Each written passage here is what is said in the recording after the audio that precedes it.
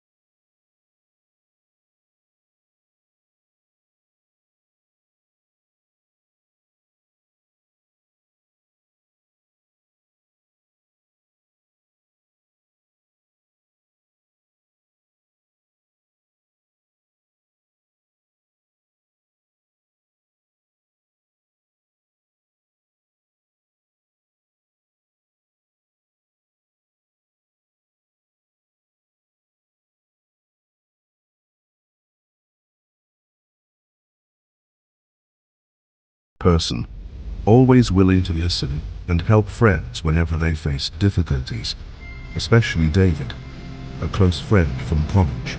David was highly emotional and frequently encountered problems in his relationships.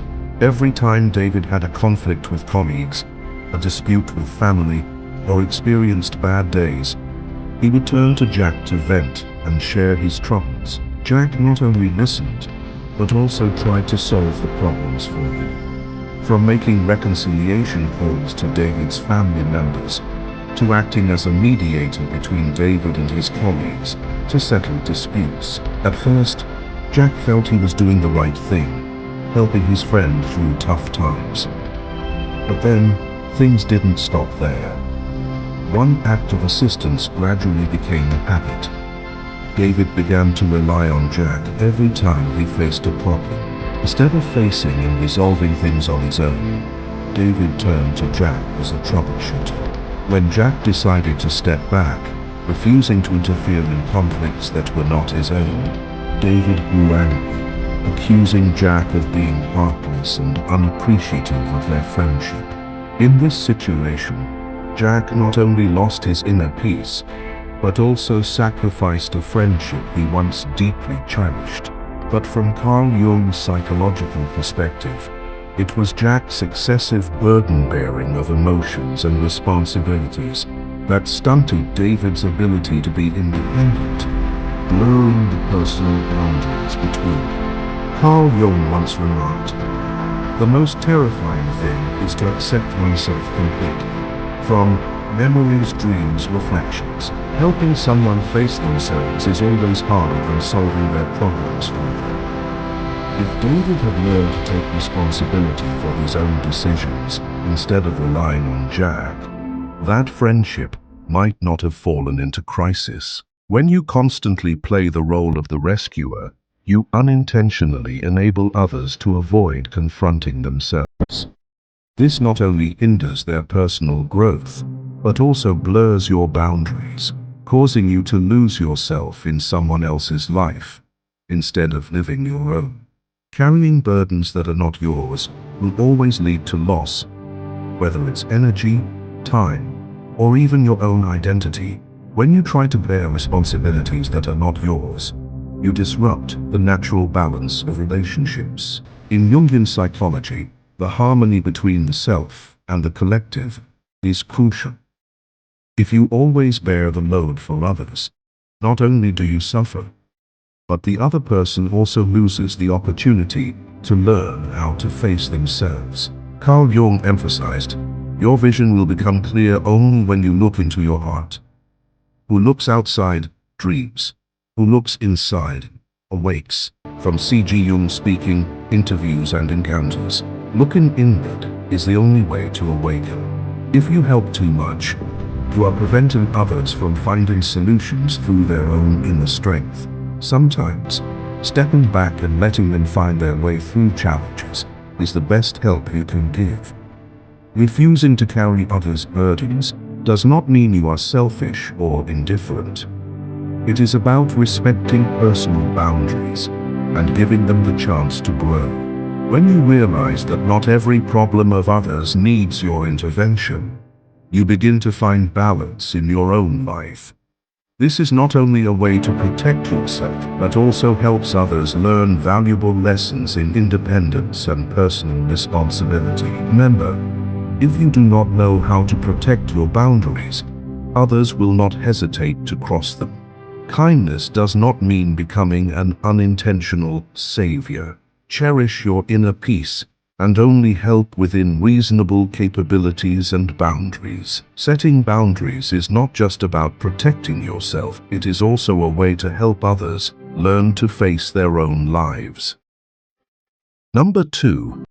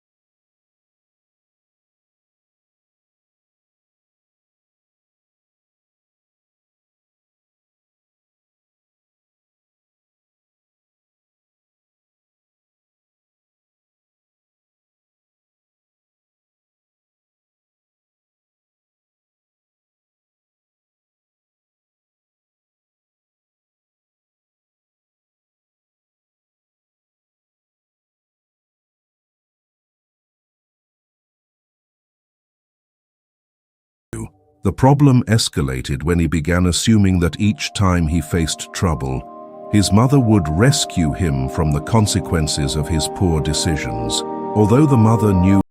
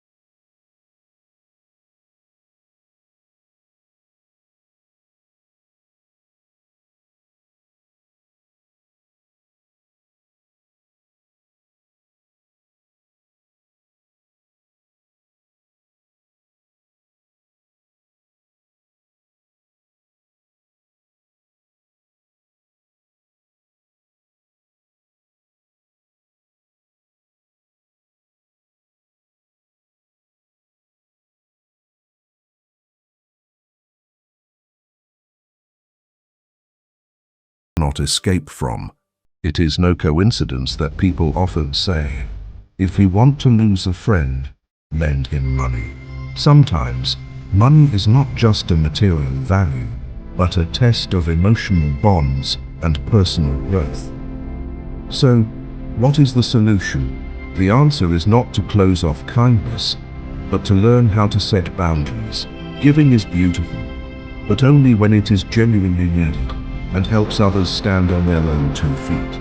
If your help becomes the root of dependence and stagnation, then it is no longer compassion. It is enabling failure. Just as Jung emphasized, he who looks outside dreams. He who looks inside awakens. The borrower will never awaken if they continue to blame circumstances, and the lender will never find peace if they continue to bear responsibilities that are not theirs. Have you ever found yourself in a similar situation where your help became a burden? Is your kindness being taken advantage of under the guise of love? Think carefully, because sometimes the right refusal at the right time is the most powerful way to help someone grow stronger. Number 3. Mediating in family or group conflicts. Some battles are not yours, yet you are dragged into them like an unnamed soldier.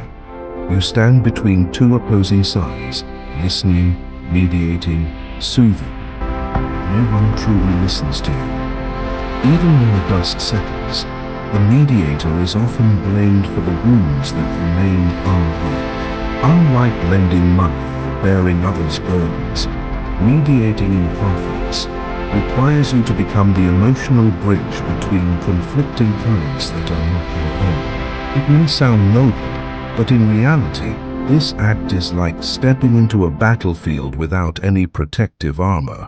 Carl Jung explained this phenomenon through the concept of shadow projection.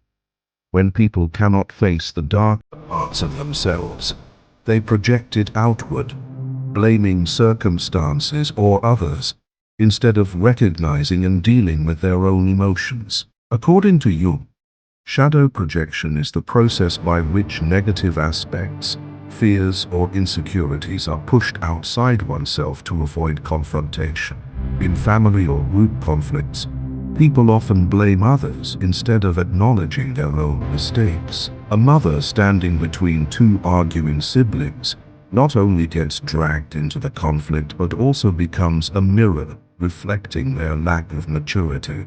Conflicts that are not resolved at the root create negative cycles, and the mediator unintentionally becomes a container for unprocessed emotions. Imagine a familiar scene in many families, a family gathering with all members present, laughter and conversation filling the air. But just one careless comment, and suddenly, the atmosphere grows tense. The elder brother and younger sister begin arguing about dividing assets, responsibilities for caring for their parents, and unresolved issues that have been brewing for years, but never directly addressed. At that moment, all eyes turn to the mother, the one who always plays the mediator in family disputes. Every time tensions rise, she steps in, gently persuading each side, trying to mend invisible cracks that neither party wants to acknowledge. But ironically, the more she mediates, the deeper she gets pulled into the whirlpool of negative emotions. The elder brother accuses her of favoring the sister, while the sister feels she sides with the brother. The mediation not only fails to ease the conflict, but also makes the mother the center of blame whenever things do not go as planned. Carl Jung once wrote, "The most terrifying thing is to accept oneself completely. When conflict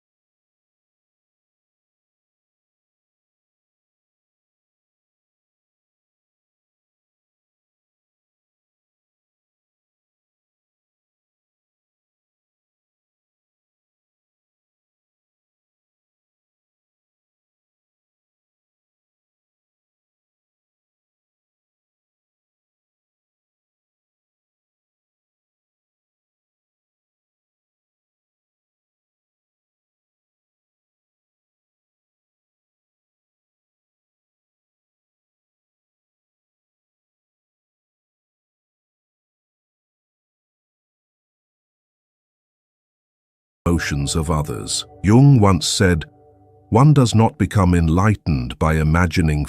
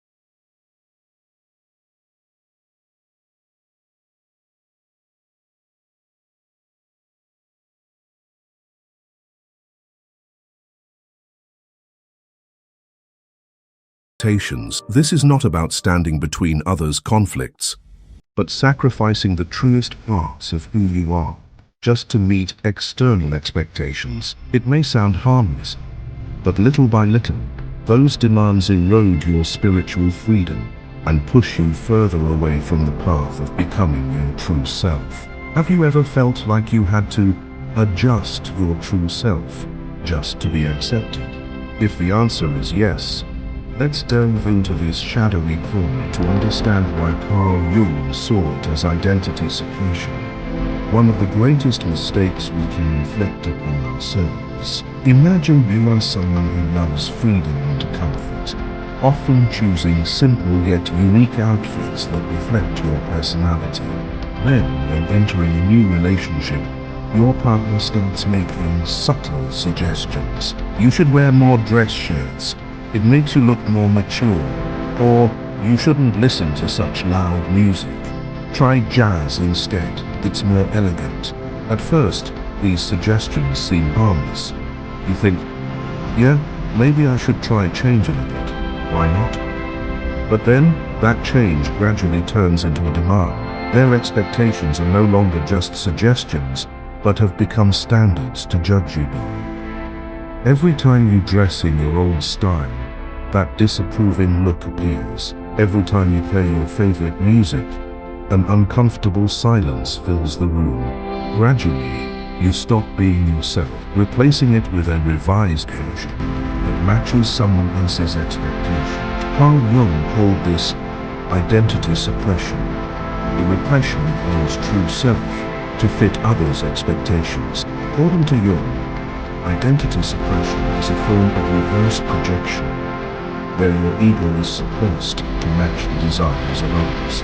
This is how society and relationships mold you into the image they want, causing you to deny your core values. This does not just blur your spiritual freedom.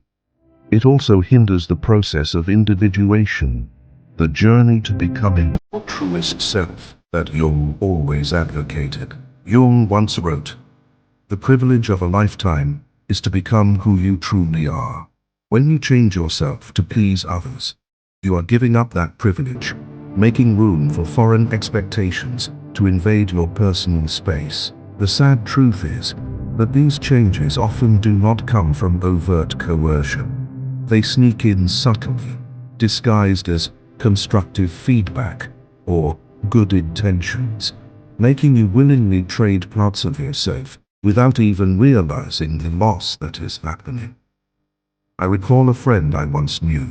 She was an artist with a deep passion for street art, vibrant, expressive murals that were her signature.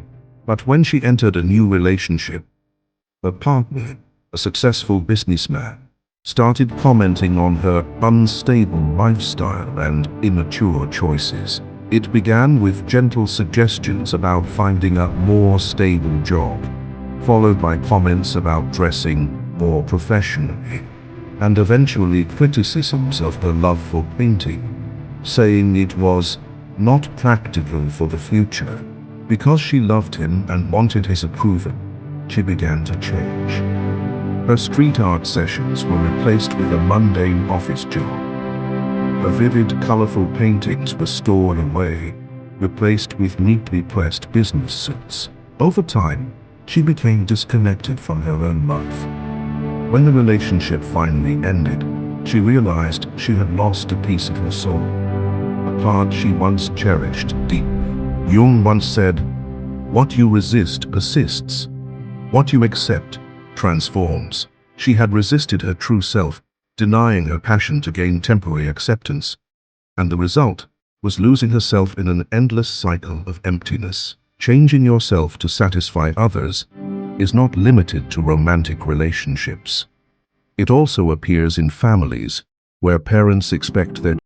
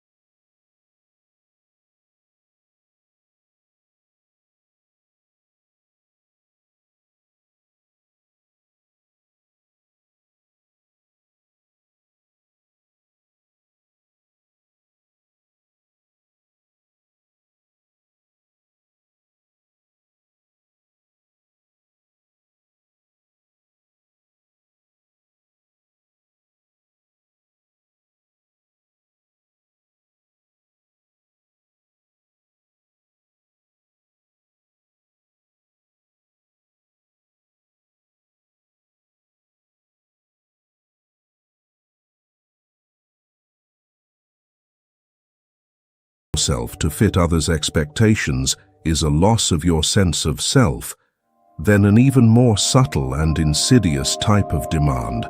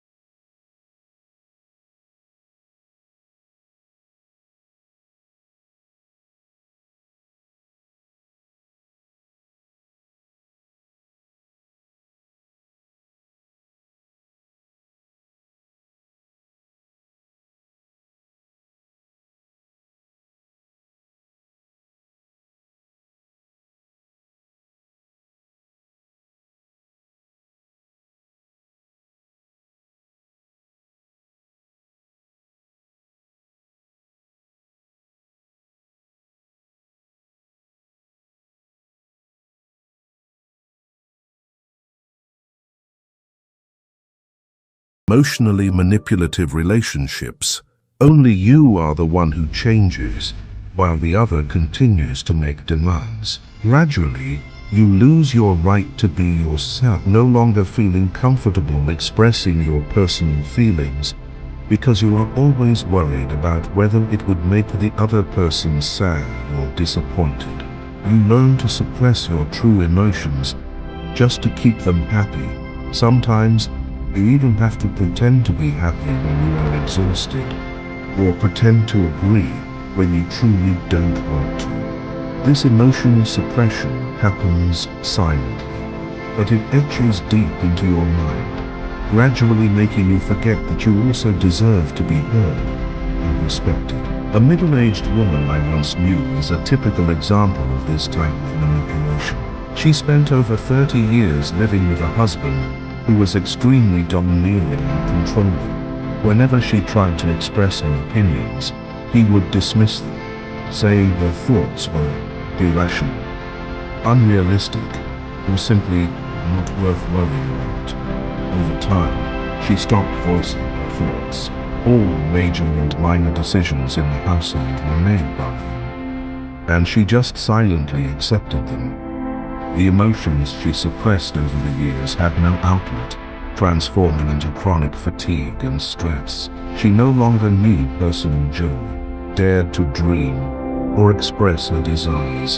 Her life revolved entirely around pleasing others, even when it hurt her. Jung once said, "What you resist persists. What you accept transforms."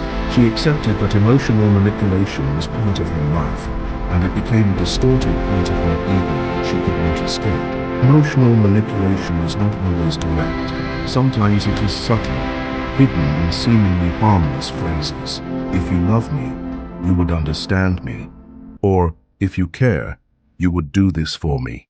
These words appear to be empathetic, but are invisible cages trapping your emotions. You are pushed into a situation where you must choose between pleasing the other person or being seen as selfish or insensitive. Carl Jung emphasized, "The most terrifying thing is to accept oneself completely." When manipulated emotionally, you no longer dare to accept yourself as you are. You always feel you are not good enough, not understanding enough, not sensitive enough. And so, you continue to sacrifice your feelings, trying to reach the standard that others have set. The consequences of constantly putting others' emotions above your own. The price you pay for continuously putting others' feelings above your own is the gradual erosion of your sense of self. You live inside a shell, afraid to speak your mind, afraid to express your real feelings, just to maintain someone else's comfort. This not only forces you to lose your right to be yourself, but also traps you in a cycle of emotional suppression. You feel bound, unable to break free. Every attempt to change is blocked by the fear of hurting the other person. And so, you end up building your cage, locking away your emotions and your freedom. How to break free from this cycle? How do you regain control over your emotions? The first step is to look inward and recognize that your feelings are just as important as anyone else's. You have the right to say no if it hurts you. You have the right to refuse when you feel forced to endure injustice. Breaking free from emotional manipulation is not selfish. It is a necessary awakening to reclaim your true self.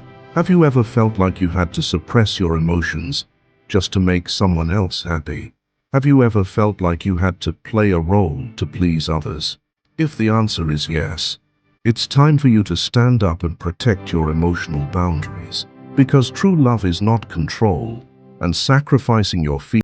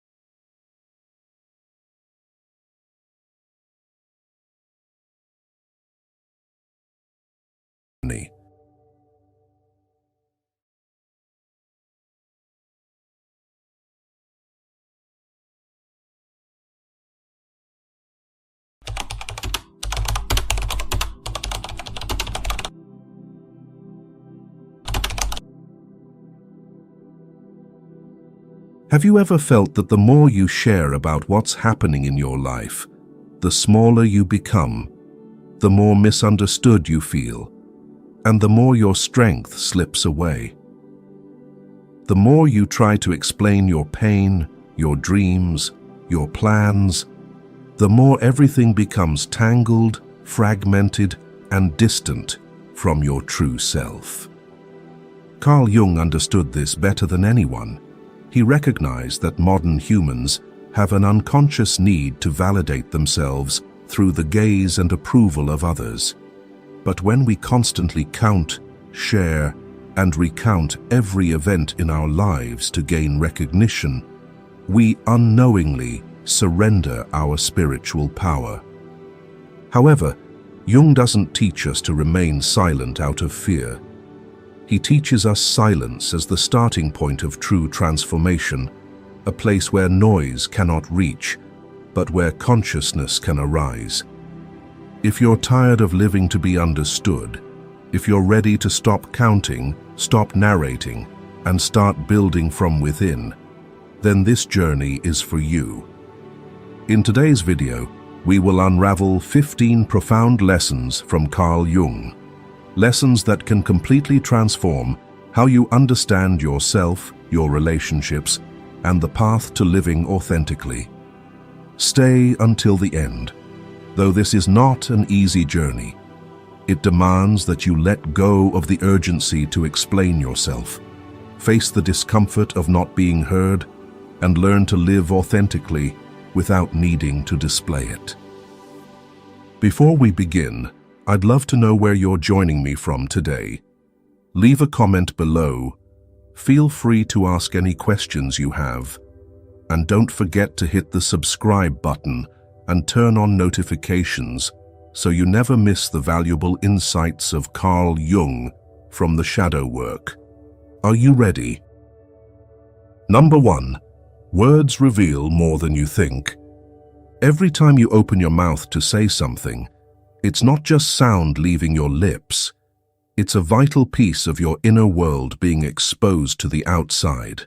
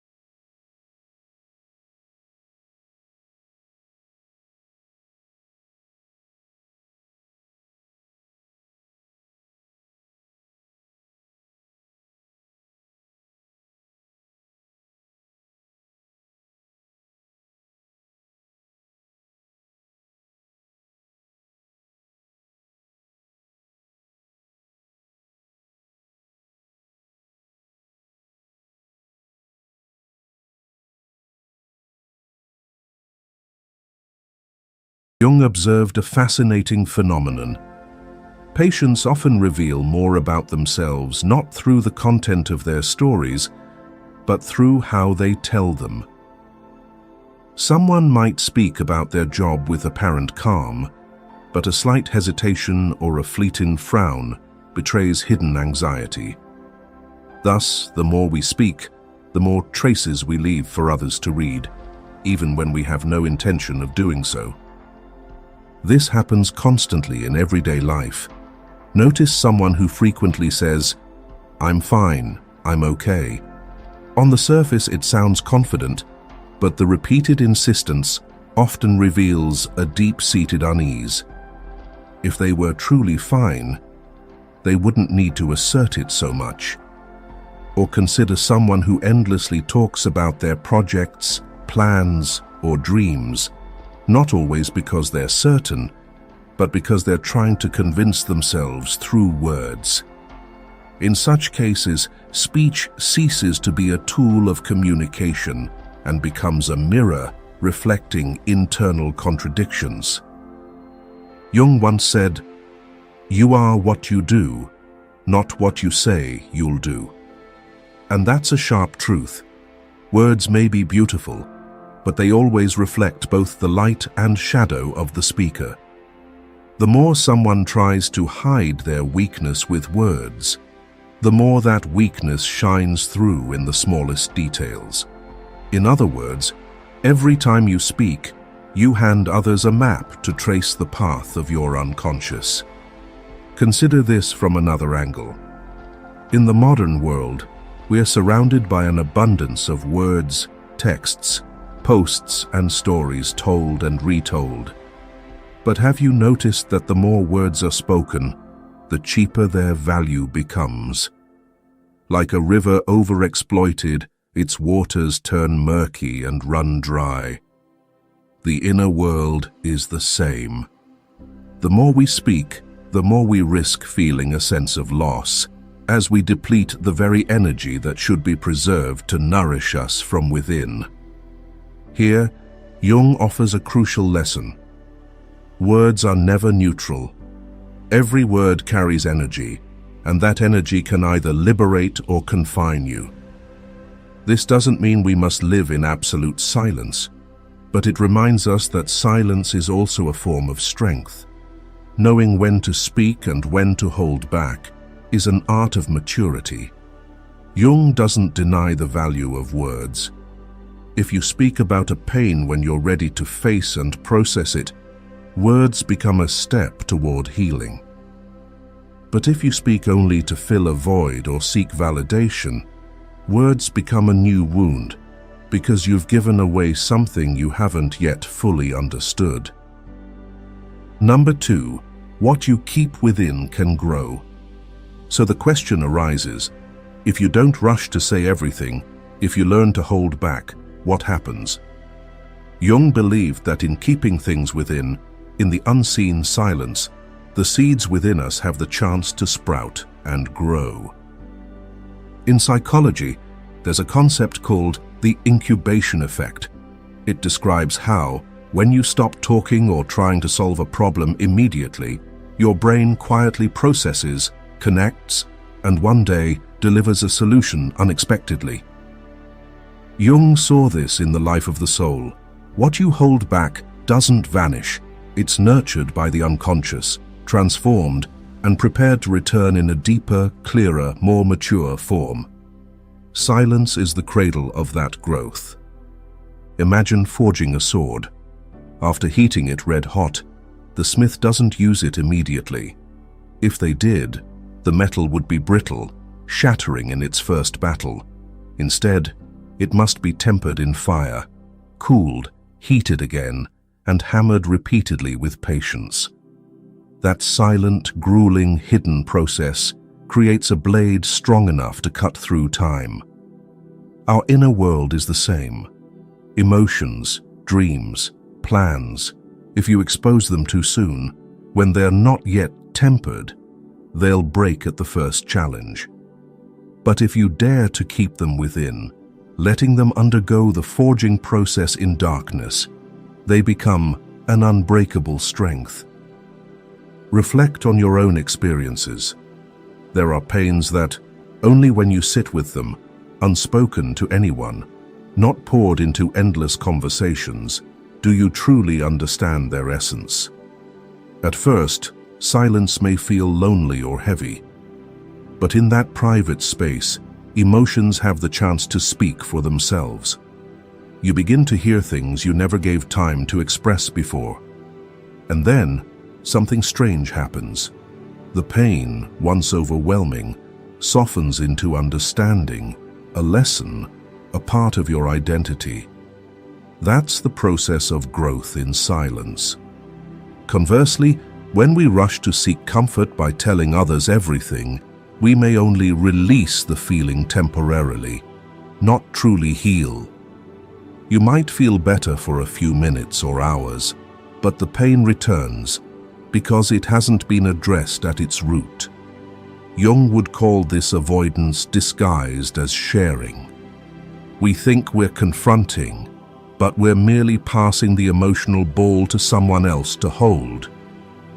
In doing so, we miss the chance for those emotions to be nurtured into wisdom. Observe those who achieve lasting success. They rarely speak too much about their plans before they take shape. Not because they're selfish, but because they understand a principle. Creative energy needs to be protected in silence to avoid dissipation. Only when an idea is strong enough, mature enough, do they bring it into the world, letting it stand firm on its own weight. This is no different from inner growth. What you keep within is what's being nurtured into true strength. Perhaps you've experienced this. A time when you stayed silent instead of speaking out, and through that silence, you grew. If that memory stirs in you now, let it linger, or if you wish, share it in the comments below. Sometimes, naming a silent experience is also a way for it to continue growing.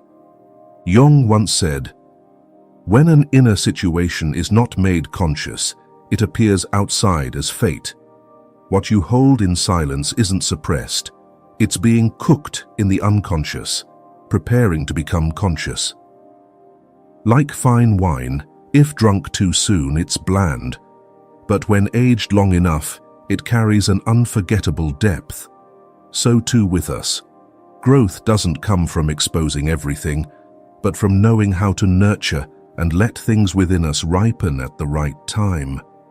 Sometimes, silence is the only medicine. It forces you to face yourself, to learn to comfort yourself, to understand yourself, to make peace with yourself. And only when you can do that, do you truly grow. If you always rely on others to understand you, you'll forever be dependent. But if you learn to hold back, you'll discover an infinite source of strength waiting within you. Number 3, the need for recognition weakens you.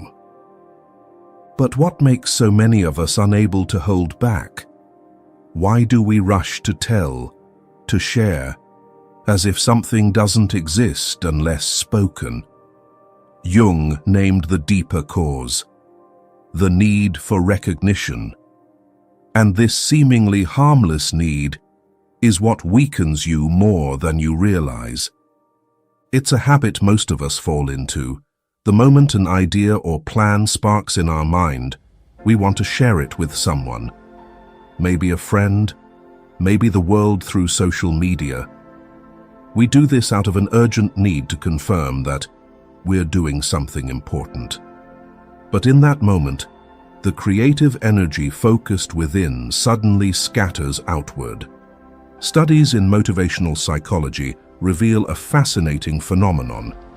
When you announce a goal, your brain receives a sense of satisfaction similar to having achieved it.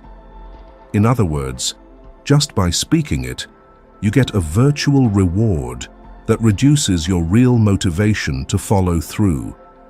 You might think sharing for encouragement will propel you forward, but in reality, it makes you more likely to give up. There's another, subtler factor at play. When you bring a young plan into the light too soon, you don't just expose it to encouragement, you also open it to envy, doubt, or even mockery. Not everyone is sincere enough to view you without comparison or jealousy. Those looks, those half-hearted words, whether you notice them or not, plant a different kind of energy in you. Uncertainty, doubt, instability. Jung noted that the collective unconscious always influences us, whether we're aware of it or not.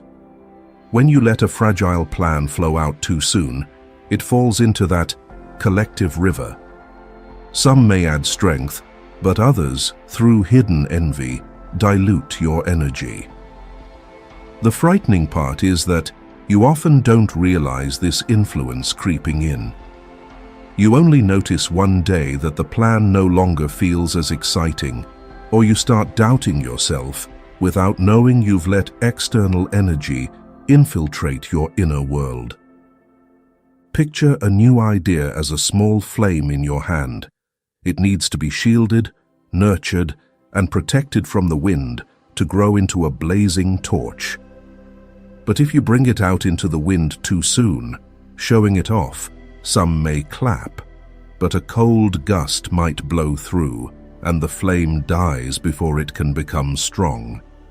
That's why Jung advises, be selective about what you keep within, not because you're selfish or secretive, but because silence is where young plans can grow into real strength. When they're strong enough, they'll speak for themselves, and you won't need anyone's validation to know you're on the right path. According to Jung, the need for recognition often stems from a fear of abandonment and a sense of inadequacy. Jung called this the echo of the shadow. As children, we learned that love comes when we please others. We carry this belief into adulthood, thinking our worth depends on being recognized. But that's a gilded cage. On the outside, it glitters, applause, praise, fame. But inside, you remain a caged bird, never truly knowing freedom. So what's the alternative? Jung doesn't teach us to deny the need to be seen. It's a natural human instinct. But he invites us to shift our focus. Instead of letting external light define you, let your inner light illuminate. The most important recognition doesn't come from society or others. It comes from you. Recall a time you did something simply because it made you feel alive, with no one watching. Maybe writing in a journal, painting, or running in the early morning. In those moments you felt stronger, more authentic, because you were living for yourself. That's proof that inner strength emerges only when you no longer depend on recognition. And in that moment, you realize external validation is just a fleeting echo, while self-recognition is an eternal resonance, carrying you further than any applause. Number 4, not everything can or should be explained. However, it's not just sharing too soon that weakens us. Even when we've matured, trying to explain everything can strip away the depth of our experiences. Jung emphasized that the soul has its own logic, distinct from reason. This means that not everything can or should be explained. We often carry a deep obsession, the need for clarity. Whenever an emotion arises or an event occurs, we rush to ask, why? We believe that analyzing and dissecting will help us understand and escape ambiguity. But Jung pointed out a paradox. The relentless urge to explain impoverishes our lived experiences. Not everything belongs to language. A vast part of our spiritual life lies beyond the reach of words, residing in the realm of the unconscious, where memories, symbols, and intuition reign. Think of a piece of music or a book. When you listen or read, you feel moved, perhaps even brought to tears. But if someone asks, Why are you crying? What about it affected you? You realize that no answer can fully capture it. If you try to rationalize, the original emotion fragments, losing its pristine quality. That experience can only be felt, not translated into language. The soul is the same. Many moments in life, pain, love, and loss, are not meant to be analyzed, but to be lived and felt fully. In psychotherapy, Jung noticed that many patients became trapped precisely because they overanalyzed. They dissected why they were sad, angry, or afraid, until they were lost in a maze of whys. He called this the overuse of reason. Emotions don't vanish because you understand their cause. They transform only when you allow them to exist. Some things don't need explanation. They need to be embraced with acceptance. Jung would remind you that the unconscious doesn't operate in straight, logical lines. It's like a dream.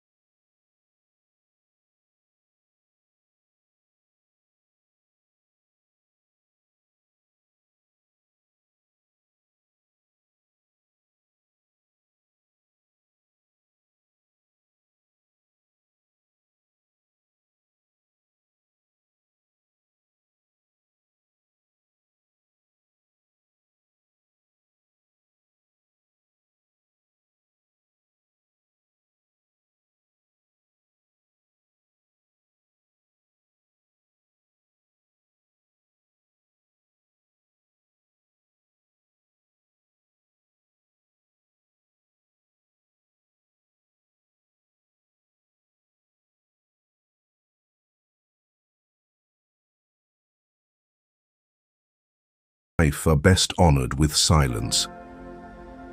Number 5. Not everyone deserves to know your inner world. You might wonder, if you're a writer, poet, or someone skilled with words, does expressing your experiences become impossible? My answer is this. Even if you can articulate what you carry within, not everyone deserves to know.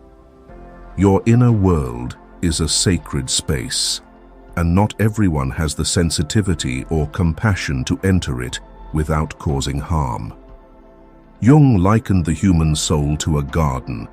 Some flowers are vibrant and easily seen, but there are rare plants that bloom only in darkness, requiring silence and patience to be appreciated.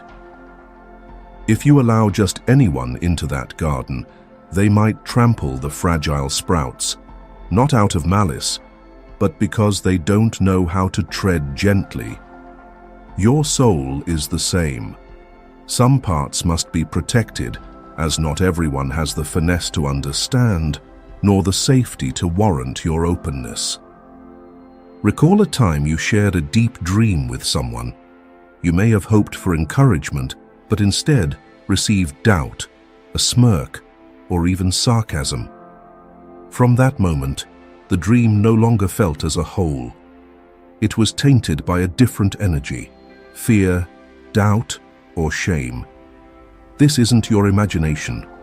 Social psychology research shows that sharing something private with someone unsafe can cause micro-traumas, small scratches on the soul that erode your self-trust. In the digital age, this is even more prevalent. People post fragments of their emotions, personal stories, and unfinished plans on social media. But not everyone who sees them cares sincerely. Some are merely curious, others are envious, and some may even use your vulnerability against you.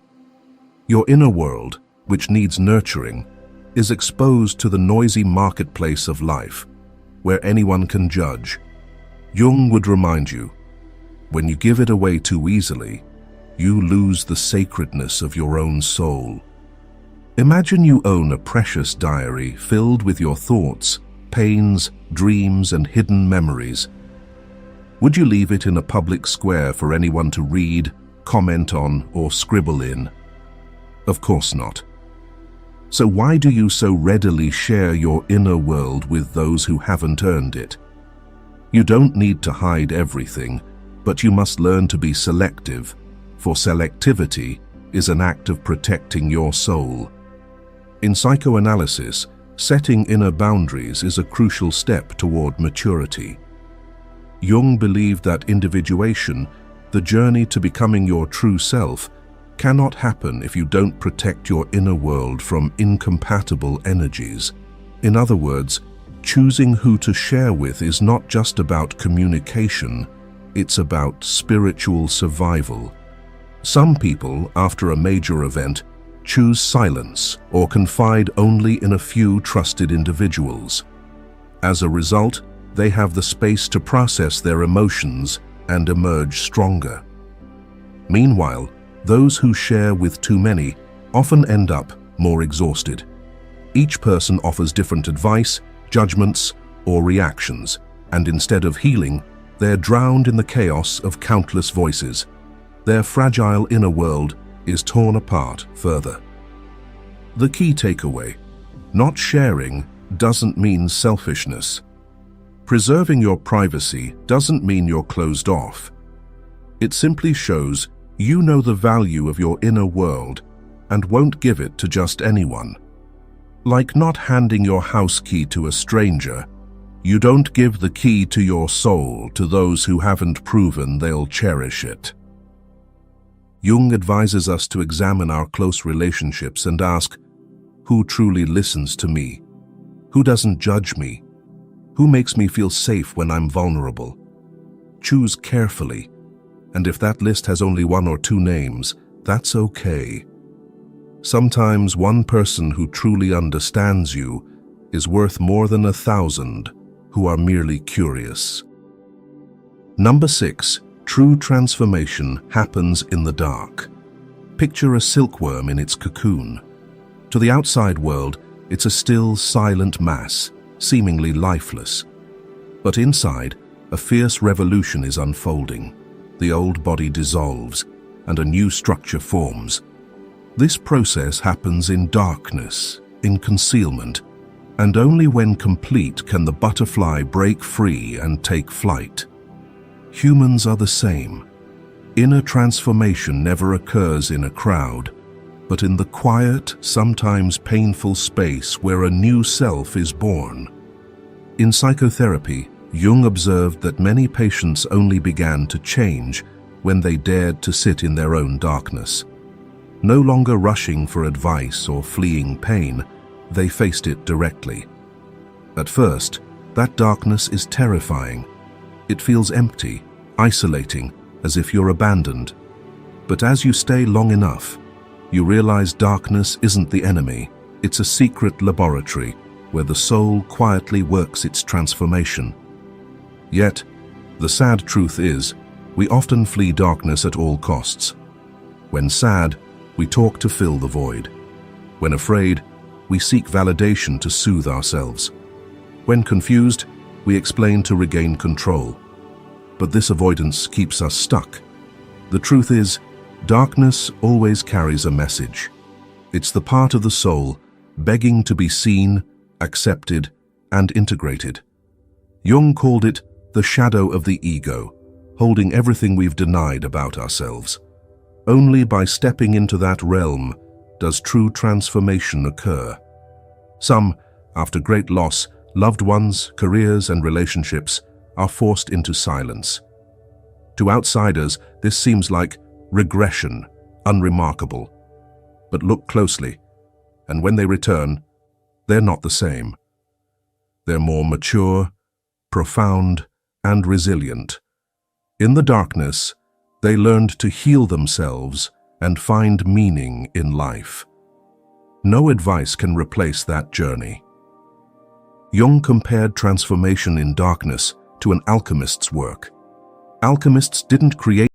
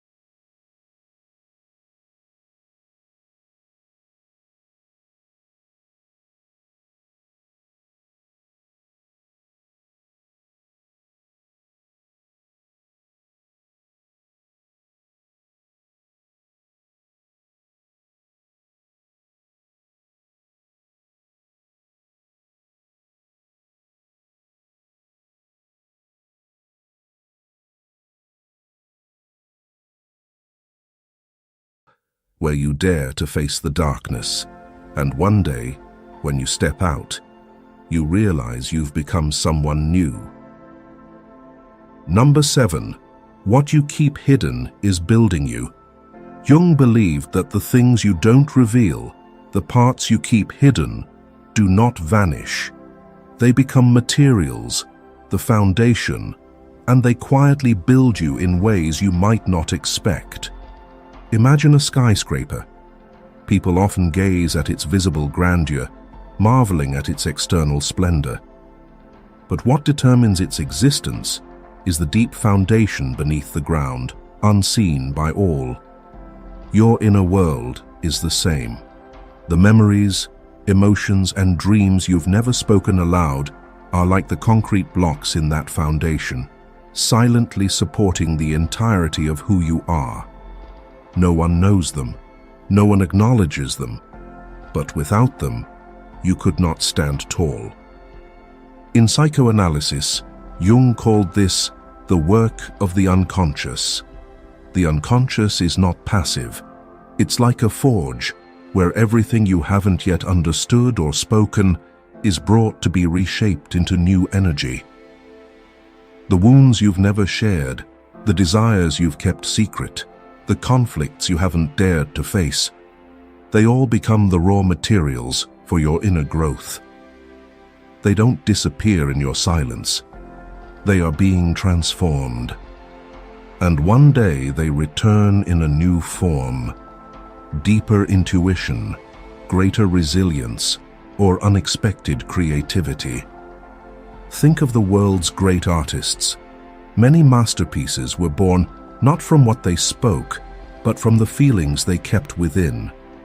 Van Gogh rarely fully expressed his pain, but the storms he hid in his heart became the vivid colors on his canvas. Or Frida Kahlo, who transformed years of physical suffering into haunting paintings that touch the core of those who see them. What they kept in the darkness was what fueled their creative power. You may not be an artist, but this principle still applies to you.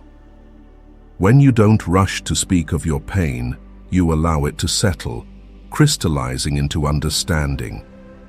When you hold a dream within, you give it time to ripen, turning a fragile idea into an unshakable resolve. When you stay silent in the face of others' doubts, you give yourself the chance to forge resilience, so that when the time comes, your actions will speak louder than any justification. Modern psychological research highlights something fascinating. People often develop their strongest self-healing abilities when forced to hold on to a difficult experience without immediately sharing it. The brain and soul find ways to adapt, turning pain into lessons. Just as the body produces new cells to heal a wound, the soul has a similar mechanism. What you keep hidden, even if painful, can become the scar that makes you stronger. Jung emphasized, there is no coming to consciousness without pain. No growth of awareness happens without passing through pain. But if you hold that pain in silence, not rushing to expose it to others, it becomes more than a wound. It becomes a lesson that shapes you. What is kept hidden is not avoidance but incubation, like fine wine needing time in a dark cellar to become exquisite. Take a moment of stillness. Breathe slowly and reflect. How many times have you kept a sorrow to yourself, only to realize it taught you patience or how to love yourself? How many times have you held back an idea, and through that restraint, it grew, matured, and became a reality stronger than you ever imagined?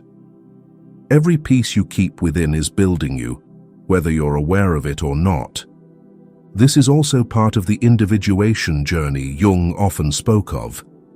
Learning to become yourself, not by exposing everything, but by allowing your deepest parts to quietly fortify you, creating a steadfast and authentic self. You don't need to prove anything. Just trust that, in the darkness, in what is hidden, you are being built every day. Finally, do the things I've shared spark something in you? Share your thoughts and feedback.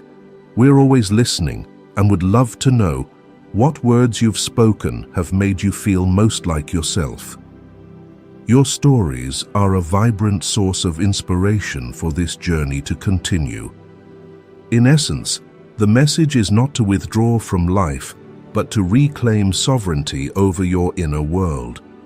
When you stop counting, stop exposing, and stop seeking approval, you return your experiences to their proper depth. Silence here is not an emptiness, but a force field where meaning crystallizes, where the raw and unrefined settle, becoming the durable material of your being. What you preserve doesn't isolate you. It constructs the foundation, unseen by others, upon which everything about you stands. And in that ripening darkness, the process of individuation quietly continues. The noisy ego gives way to an awakened center, needing no proof and unafraid of misunderstanding.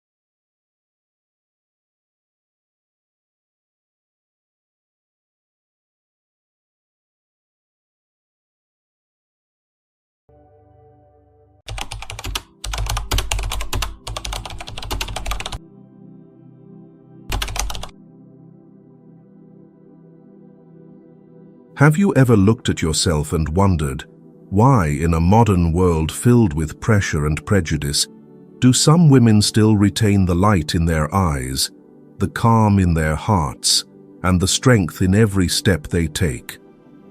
Meanwhile, others live in perpetual insecurity, trapped in a shell of pleasing others, endlessly searching for happiness outside themselves. The answer does not lie in a self-care routine, an inspiring book, or a course on boosting self-worth. The answer lies deep within the unconscious, what Jung called the undiscovered self, where the modern woman has long lost the key.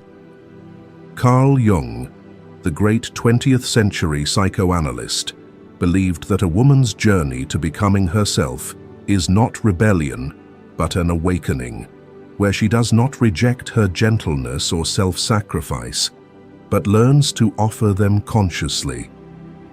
So, what is the secret of a happy and confident woman? In today's video, we will embark on a journey to find the key to that question. And if you are a woman exhausted from playing roles, yearning to breathe as your true self, this journey is for you. At the end of the path lies a radiant version of you that you may never have been allowed to become, until now. Number 1. The secret lies not outside, but within. Modern society encourages women to look outward toward the image of having it all, a successful career, an ideal body, perfect relationships, a life validated by others. But here's the irony. The more women achieve these standards, the emptier they often feel. They smile, but their smiles are drained. They succeed, yet they don't find peace.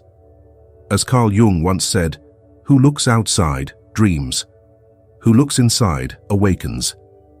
From a young age, many women are taught to be good, to be considerate, to please others.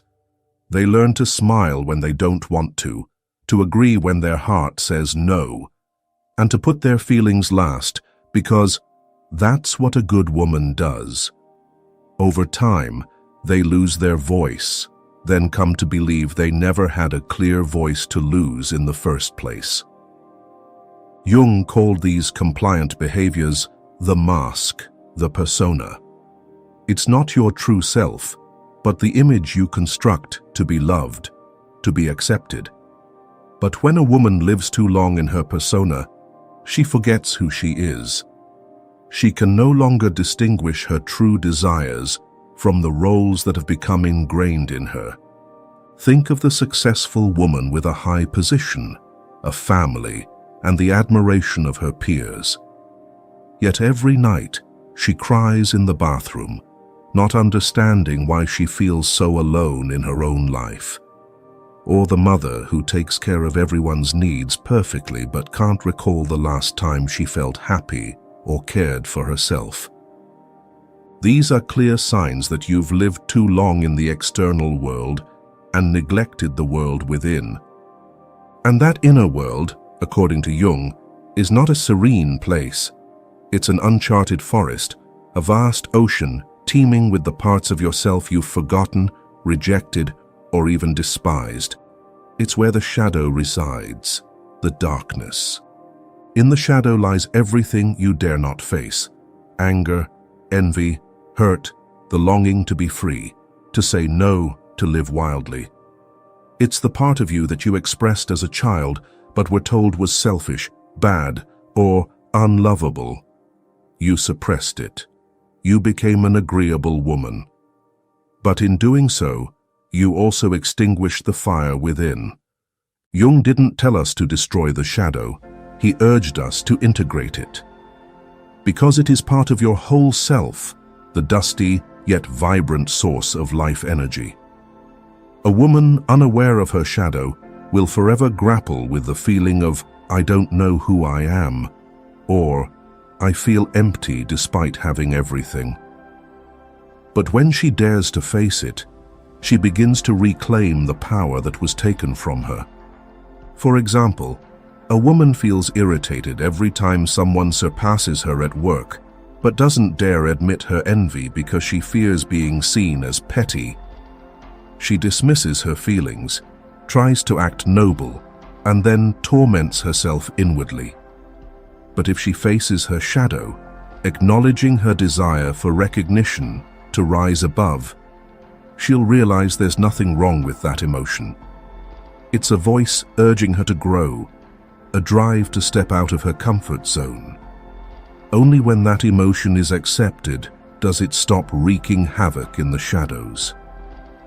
Jung wrote, "Until you make the unconscious conscious, it will direct your life, and you will call it fate." How many women ask themselves, why do I always end up in relationships that hurt me?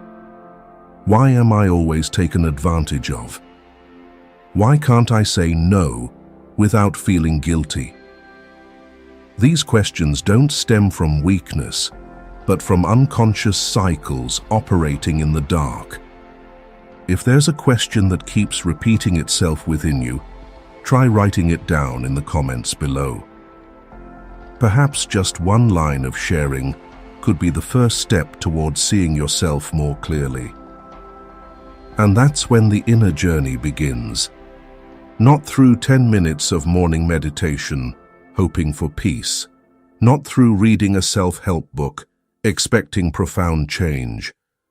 But through the courage to face yourself without judgment. This is a journey of looking in the mirror without embellishment. It's when you hear the voice in your head saying, "I'm tired. I'm scared. I want more than this." And for the first time in your life, you don't silence those desires. The inner journey has no clear schedule. It happens in the moments you pause, you hurt, you doubt.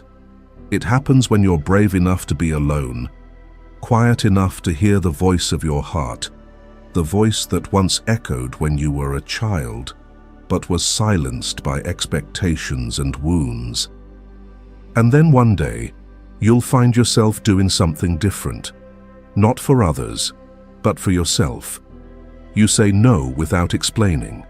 You walk in the opposite direction, even when everyone says you're wrong. You face a fear that once brought you to your knees, and you don't retreat. That's not rebellion. That's awakening. Happy women aren't happy because they have perfect lives. They're happy because they live true to their essence, even if it means breaking the mold others expect of them. True confidence doesn't come from degrees, a perfect figure, or admiring glances. It comes from the profound understanding, I am myself. No more, no less, and that is enough. The secret lies there, not outside, but in the most honest conversation you'll ever have with yourself. When a woman turns inward, she no longer waits for someone to save her. She becomes her guide. And from that moment, the world no longer has the power to define her. Number 2, reconnecting with the feminine energy within. When a woman begins her journey of confronting her inner world, her shadow, her wounds, and the layers of masks she has worn for too long, a pivotal moment arises. She not only sheds what is no longer her, but begins to recognize the sacred parts that were long hidden. And in the depths of that unconscious realm, she encounters a powerful archetype, the goddess within. This is not the glamorous, seductive, perfect image crafted by advertisements. The goddess within is an ancient, wild, instinctual, and intuitive life force. It is the sacred part that Jung called an archetype, a primal image embedded in the collective unconscious, existing across time and cultures. Jung believed that within every woman lies an original essence of creativity, wisdom, and connection to nature and the mystical. Yet society has silenced this archetype by reducing women to roles of service or gentleness.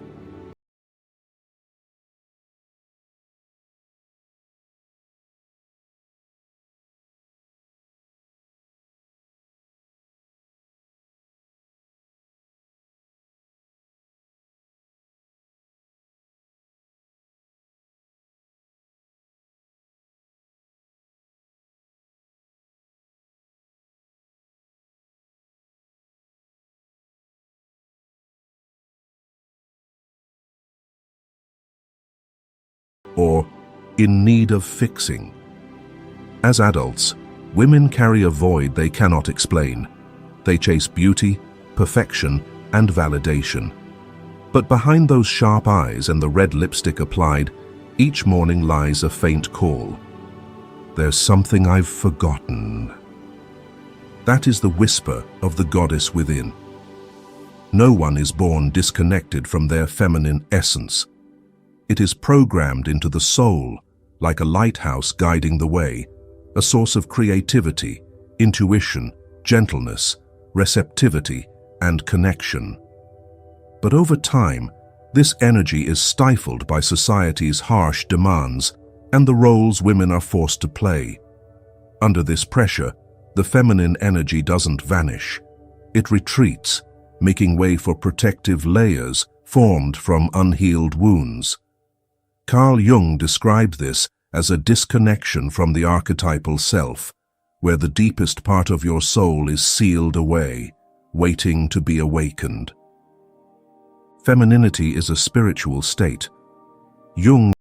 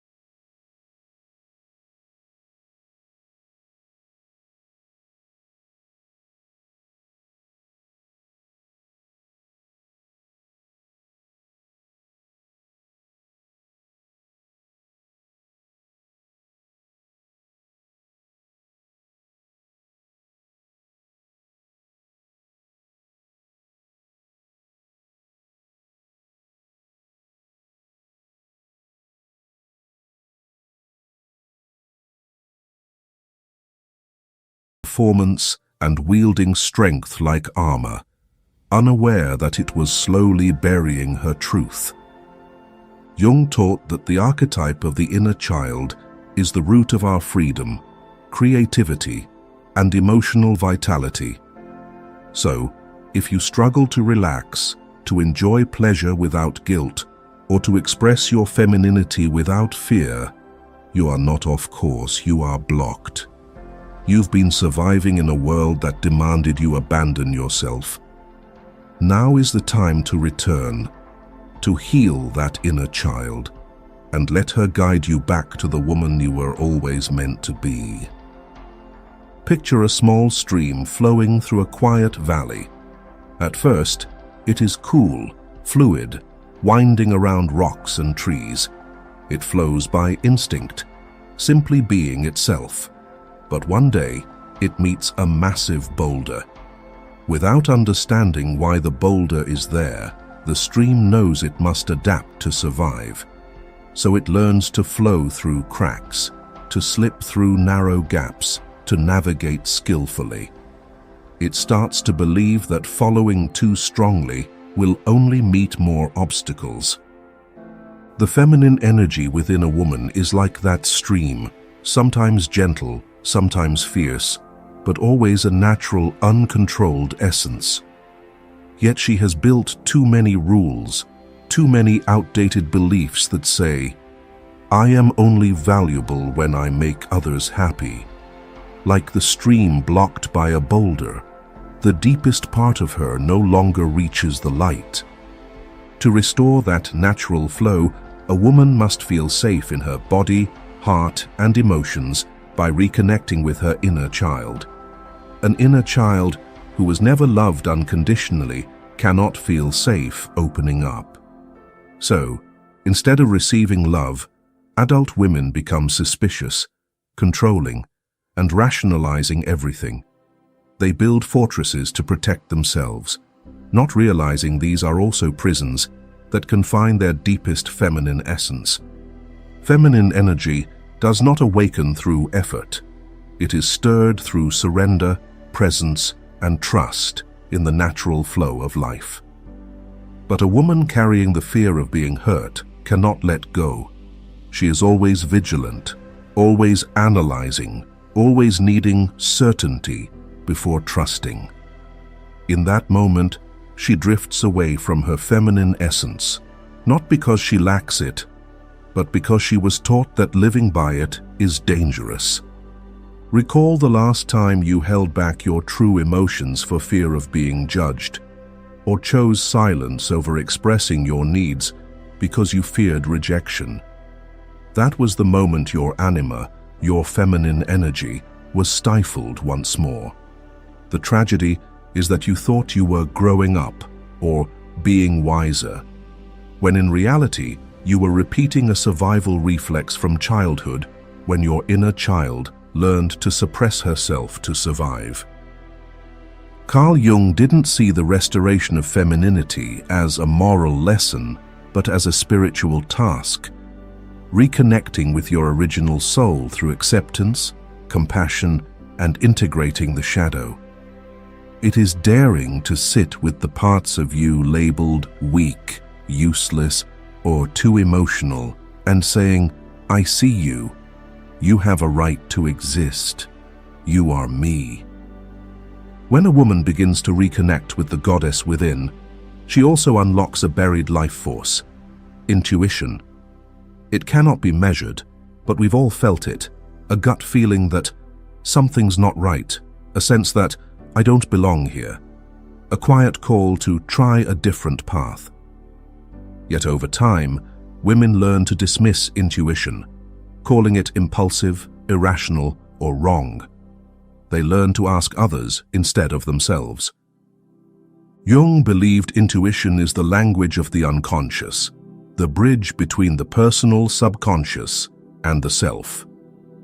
A woman disconnected from her intuition is like a ship without a compass. She may seem fine, but she doesn't know where she's headed. When a woman begins to awaken the primal flow within, the flow of the goddess, of intuition, of her true essence, the first thing she feels is not relief, but upheaval. She is no longer who she was, but not yet who she will become. This is the beginning of what Jung called individuation, the path to wholeness, not by becoming an ideal someone, but by returning to the unique, irreplaceable essence of herself. Number 3, the process of individuation. Carl Jung never believed that the goal of life was to become the best version of yourself, as modern society often preaches. He wasn't concerned with perfection, nor did he encourage conforming to any moral standard. For Jung, the ultimate aim of spiritual growth was to become whole, not better. This journey toward wholeness is called individuation, or more precisely, the journey of returning to your true self. Individuation is not about adding something new, but about peeling away everything that does not belong to you. Borrowed beliefs, roles learned from the outside, and the layers you've built to survive. It is facing your shadow, the parts you've rejected, and embracing them as part of your life force. It is bringing into the light of consciousness the inner child, the feminine essence that was sealed away, and the memories that seemed insignificant. Individuation is not a radiant, glowing image, but a journey downward and inward to the roots, confronting wounds, making peace with the past, and learning to live with your entire being. The strong and the weak, the rational and the intuitive, the dark and the light. Only by integrating all these parts can you step out of a fragmented life, where you constantly try to become someone else, and into a life that is truly authentic, autonomous, and deeply meaningful. One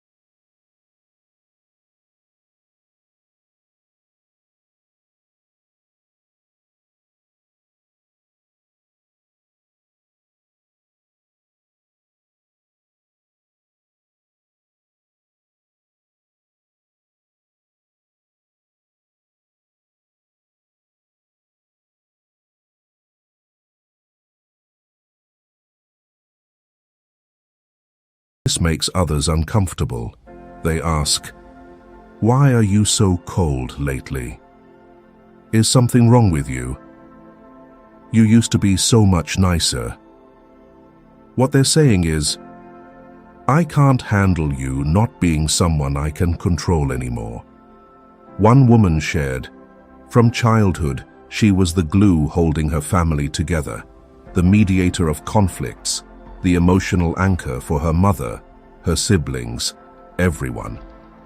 But when she grew exhausted and stopped carrying emotions that weren't hers, she began setting boundaries. She stopped calling every day to be her mother's emotional buffer. The result? She was called selfish, ungrateful, and cold. But deep down, she knew, for the first time, she was living as herself. And that, though painful, was freedom. Jung called these moments confrontation with the self, not to conquer, but to understand. No longer divided between an ideal self and the real self, a woman begins to restructure her entire inner ecosystem. Her values, beliefs, relationships, boundaries, even the way she moves through the world. Each day she chooses to live with intention rather than reflex. Each choice lays a brick in the foundation of a new self, not one shaped by society, but one she builds from within. You may be somewhere on this journey. Perhaps you felt confused, made choices no one understood, or stood between two worlds, unsure where you belong. If you wish, share your story in the comments. Your words might make someone else feel less alone. This is not easy. That's why so few truly embark on the path of individuation. It demands solitude, the release of familiar roles, and the courage to stand alone in a room full of people without losing connection to yourself. But that very solitude is where inner strength is born. Jung once said, "Loneliness does not come from having no people around you, but from being unable to communicate the things that seem important to you." Individuation allows you to speak what matters, even if only to yourself. As a woman delves deeper into this journey, She begins to see the world through different eyes.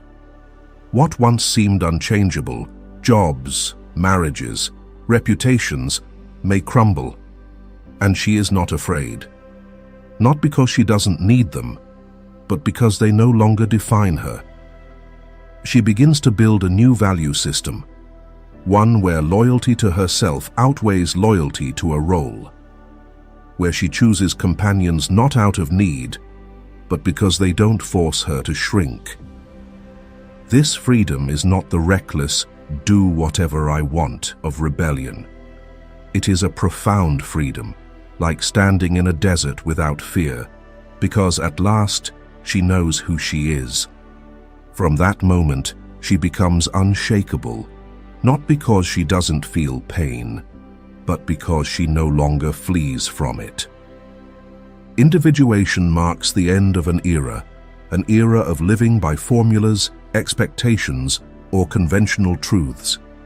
But it is also the beginning of something beautiful, your true life, not a copy of your mother's life, not an ideal image, but a life you write, chapter by chapter, through conscious choices each day. Number 4, the true source of strength. As a woman journeys deeper into individuation, she begins to uncover a startling truth. True strength does not lie in becoming perfect, but in embracing herself fully, both the light and the dark. Lasting confidence is not something you put on. It is something you build from within. And this can only happen when you dare to live as a whole person, unadorned. Too many women have been deceived by the image of the ideal woman. It is a fabricated formula, a trap wrapped in modern language. The more you strive for that ideal, the further you drift from yourself. And then one day, you realize